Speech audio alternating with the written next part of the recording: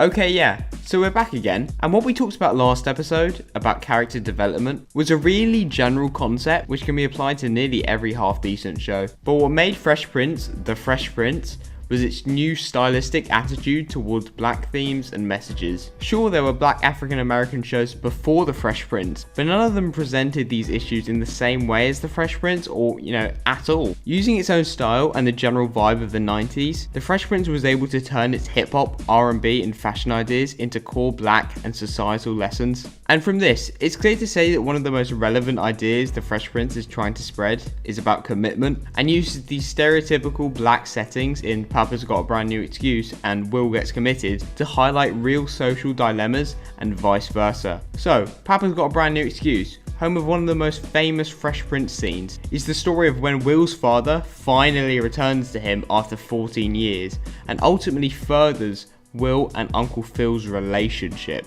We are constantly given parallels for Uncle Phil, first and most obviously for Will's father Lou, and with Will later on in the episode.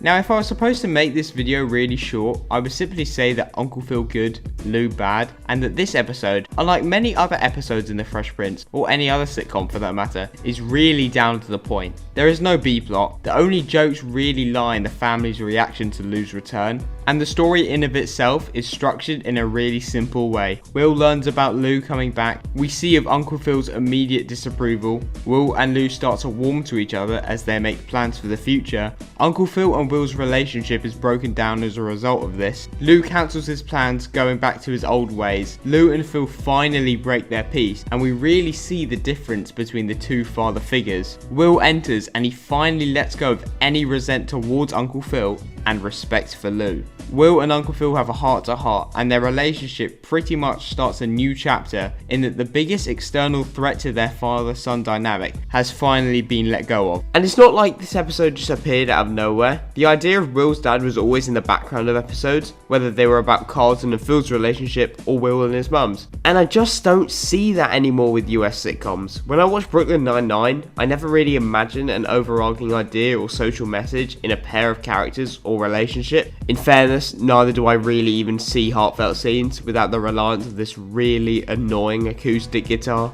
as opposed to The Fresh Prince, who in their heart-to-heart scenes relies on its simply great acting and some really cool camera shots. Now, Will Gets Committed is the episode where the Banks family revisit their old neighbourhood which was destroyed in a fire. Will has a lot of assumptions going into this. Carlton won't get the hot girl, and he only has to go down once because he already knows all he has to, as he was from an impoverished area too back in Philly. Obviously these are all proved wrong, and him and all the rest of the family have to learn the importance of staying connected with old communities and always appreciating where you came from. Like this, Guess Who's Coming to Marry is also an important episode in the series. It pictures Will's mum, Vi, having to accept her sister marrying a white man. Coming from a community which is very closed, we can understand why Will's mum behaves this way, but still we don't agree with it. Having to accept new things in a community is one of the most fundamental parts of being in one. It's like in Blood is Thicker Than Mud, where a fraternity rejects Carlton as he doesn't fit into their black member stereotype, or in 72 Hours,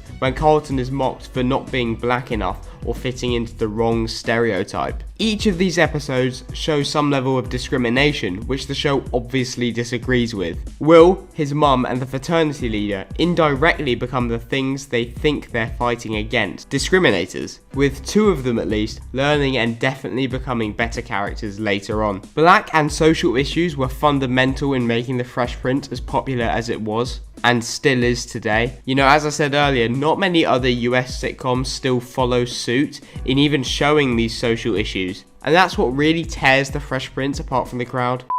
So yeah, thank you so much guys for watching. I'm definitely going to put our new review for the new Fresh Prince show, and definitely one for Tall Girl too. Thank you guys, and I'll catch you in a bit.